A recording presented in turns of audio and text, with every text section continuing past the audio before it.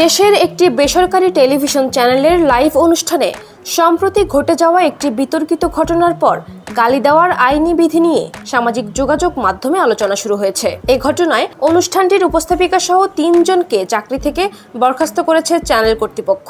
এই ঘটনা নিয়ে অনেকেই প্রশ্ন তুলছেন, গালি দেওয়ার ক্ষেত্রে বাংলাদেশের আইনে কী ধরনের বিধিনিষেধ আছে। দেশের আইনে সরাসরি গালি দেওয়ার বিষয়ে কিছু বলা হয়নি, তবে যদি কেউ অন্য ব্যক্তির খ্যাতি বা সুনাম নষ্ট করার উদ্দেশ্যে অপমানজনক ভাষা ব্যবহার করেন তবে তা মানহানির শামিল হতে পারে। এ বিষয়ে সুপ্রিম কোর্টের আইনজীবী মঞ্জিল মোরশেদ বলেন, কোন শব্দটি মানহানিকর তা সমাজের প্রথা অনুযায়ী নির্ধারণ করতে হবে। আইনে গালি শব্দটি উল্লেখ না থাকলেও এটি মানহানির আওতায় আনা যেতে পারে।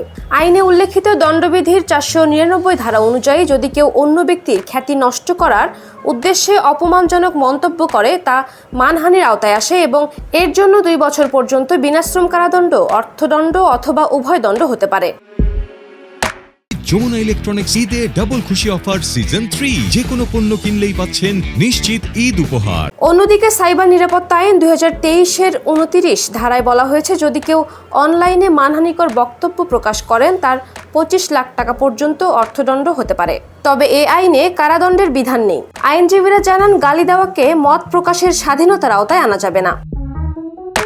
সুপ্রিম কোর্টের আইনজীবী ইশরাত হাসান বলেন, গালি কোনো মত নয়, এটি অন্যকে আঘাত করার জন্য ব্যবহৃত হয় এবং এটি শাস্তিযোগ্য অপরাধ। তবে রাজনীতির ক্ষেত্রে অনেক সময় গালিকে মত প্রকাশের স্বাধীনতা হিসেবে দেখা হয়, যা বিশ্বের অনেক দেশেই একটি প্রথা হিসেবে প্রতিষ্ঠিত হয়েছে।